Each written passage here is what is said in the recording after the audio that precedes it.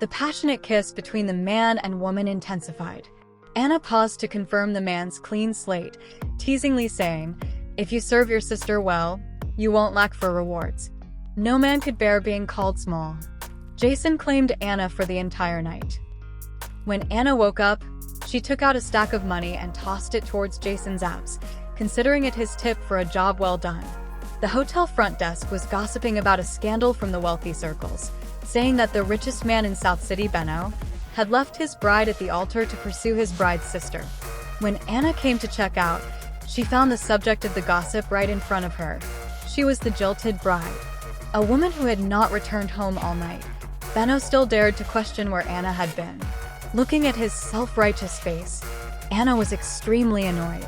Benno said he ran away from the wedding because Anna's sister had leukemia and he wanted to accompany her through her final days.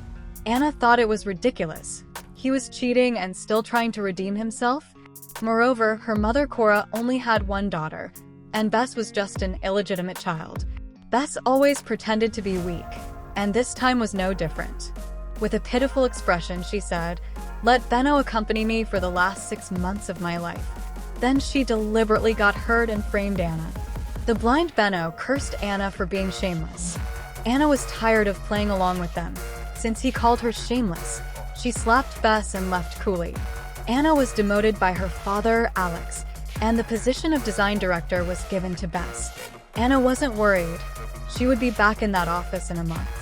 Alex always favored Bess and entrusted her with the upcoming fashion show in a month, reminding her that the top one young master of the national rich list, Sealock family, might attend.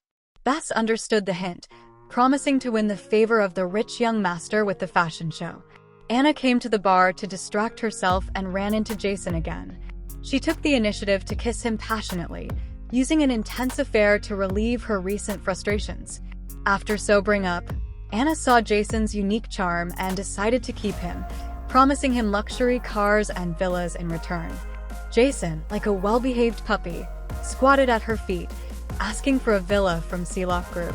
Anna laughed and praised his good taste for setting his sights on Sealock's territory, but unfortunately, that villa couldn't be bought for the time being because it belonged to the group's young master. However, she could give him a luxury apartment instead. Jason asked expectantly, "Do you still remember that young master?" Anna replied indifferently, "How could I possibly know the young master?" This response made Jason's eyes fall instantly. In fact, Jason is that young master, and he has been secretly in love with Anna for a long time, but he didn't expect that she had completely forgotten him. Not long after Anna returned to the company, she received a sexy photo from Jason. Her younger brother's skill in flirting with girls is really impressive. Anna smiled and agreed on a time to view the house. Unfortunately, Anna's luck was extremely bad. On the day of the house viewing, she unexpectedly ran into Benno and Bess. Bess still pretended to be pitiful and begged Benno for a house. However, that house was already reserved by Anna. Seeing this, Benno immediately revealed his identity as the richest man in the South City. The property manager immediately changed his face and with a flattering smile, gave Anna's house to him. At this moment, Anna happened to receive a call from Jason. She calmly told him that he didn't need to come, as the house would only be available next month. Jason was very surprised to hear this, as he had already instructed his subordinates to reserve a house for Anna. So, he immediately ordered his subordinates to deal with this matter. As the president of the real estate company, Jerry quickly responded to Jason's call. He first fired the manager and personally apologized to Anna. Then, he ordered that all his real estate would no longer serve Benno and his party. At this moment, Jason arrived at the scene. He is 1.88 meters tall, and his momentum overwhelmed everything, completely suppressing Benno. At this time, Benno and Bess finally realized that Anna indeed had a new love, and the house she bought was obviously to give to this pretty boy. Anna found that Jason's mobile phone was so old, and she felt a bit uncomfortable in her heart. How could the man she kept live so poorly?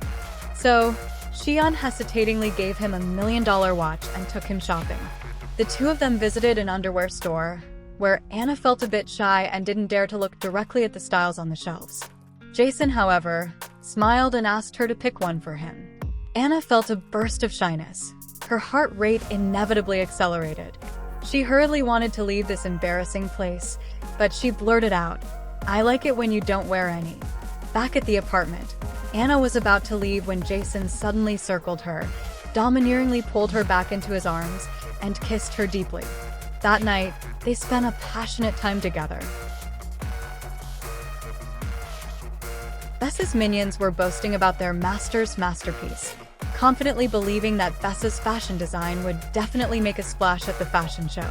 Bess bragged that she was a disciple of the master of fashion design, Simon. The minions were excited, thinking that Bess was the rumored last closed-door disciple of Master Simon Fulla. Bess aggressively demanded that Anna use her own design sketches for the fashion show exhibit, leaving Anna puzzled. "Can't you design?" But Bess merely explained that time was tight and she needed Anna's designs for emergency purposes. Faced with such an unreasonable request, Anna firmly refused.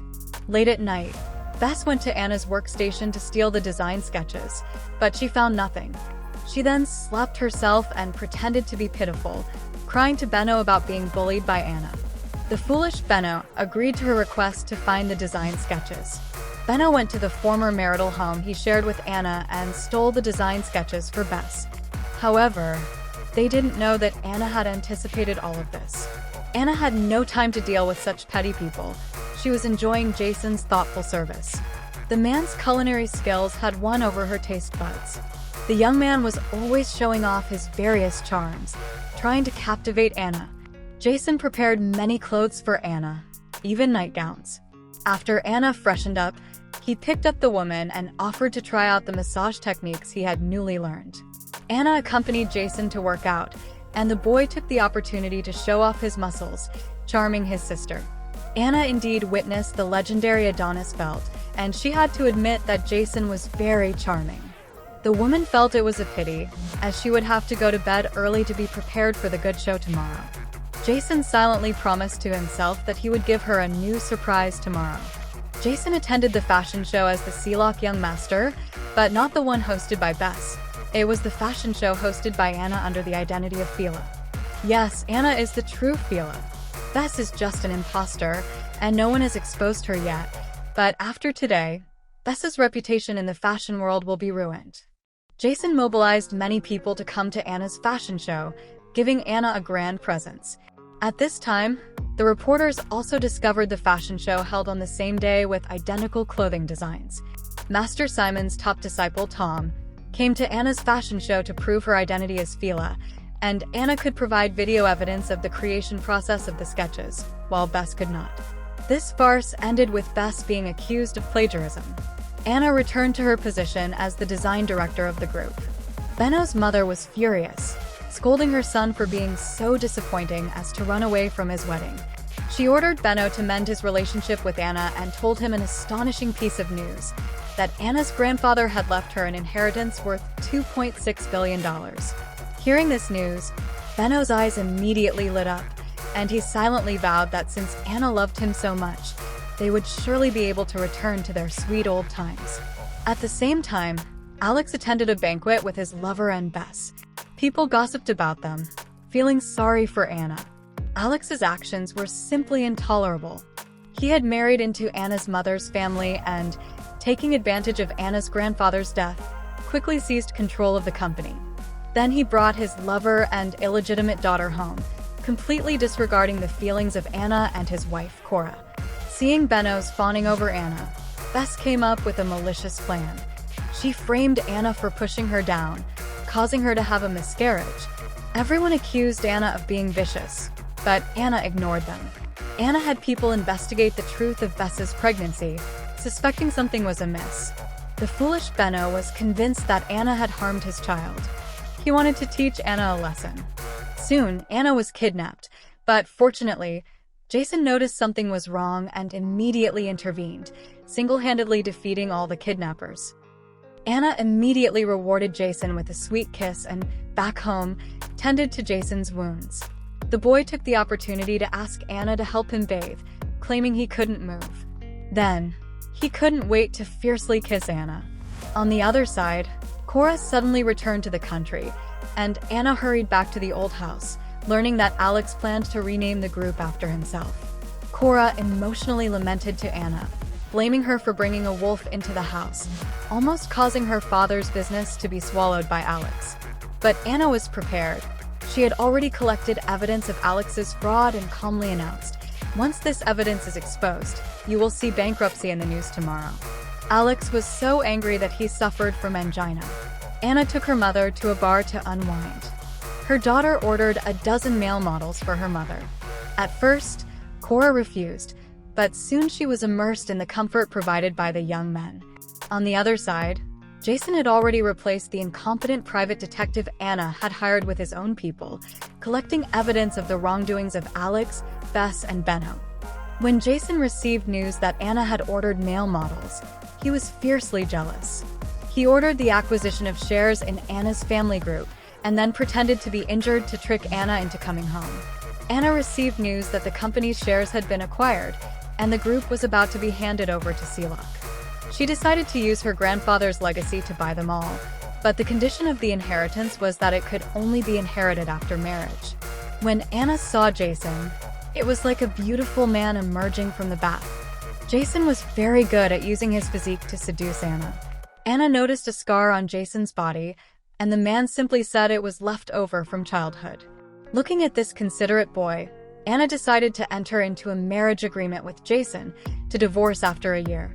Jason agreed on the surface, but he had no intention of granting Anna's wish to divorce after a year. Soon, Jason and Anna got their marriage certificate, and on their wedding night, Jason fiercely claimed Anna. Jason proudly displayed his marriage certificate to everyone. He wanted to mark everything of Anna's as his own. Jason, pretending to be a helpless little guy, asked Anna for a position, and with a grand gesture, Anna made Jason her personal assistant. At the company, Jason couldn't wait to play out an office fantasy, seducing Anna into a passionate kiss in the elevator, which was witnessed by Benno and Bess. Bess tried to pretend she was pushed over by Anna, but Jason, quick-witted, had already pulled Anna away. This scene greatly agitated Benno. Anna, not wanting to entertain fools, left with flair. In the parking lot, Jason saw Benno and Bess kissing, and a plan formed in his mind. He kissed Anna, who was enticed into a daze by the young man, while Benno could only furiously pound the steering wheel. Jason anticipated that Benno would want to meet with him, a showdown between men. Jason deliberately provoked Benno with words and then soundly beat him, warning that if he ever dared to bully Anna again, his family would pay the price. When Anna saw Jason, he had injuries on his face. But don't worry, it was just an act. He pretended to be hurt to get some tender care from Anna. Upon learning that Benno had dared to bully her man, Anna couldn't stand for it. She slapped Benno. Benno was shocked. When had he hit anyone? Meanwhile, Jason feigned innocence and tried to mediate. Benno was left speechless. Was this man really that good at playing vulnerable? Bess received news that the heir of Sealock Group would be selecting a personal fashion designer in South City. Confidently, she signed up for the competition, determined to seize this opportunity to become the heir's private designer. At the same time, Anna also entered the competition, easily winning all the judges' votes with her exquisite designs. But this time, Anna did not wear a mask and participated as Fila. When her identity was revealed, there was an uproar, and everyone was astonished to find out that she was the rumored last disciple of Master Simon, Fila.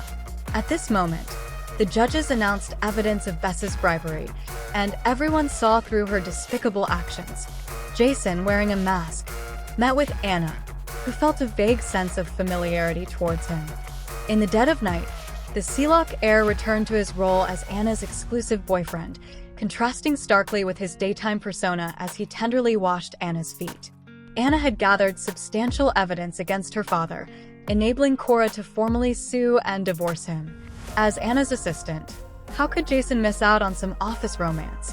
He engaged in a lingering kiss with Anna in her office.